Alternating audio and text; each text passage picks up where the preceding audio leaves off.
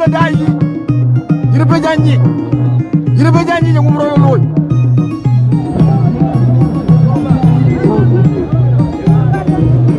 Green production ko jere yo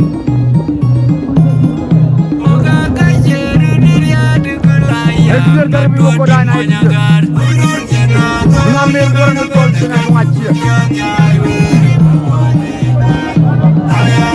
ngambil dorong tol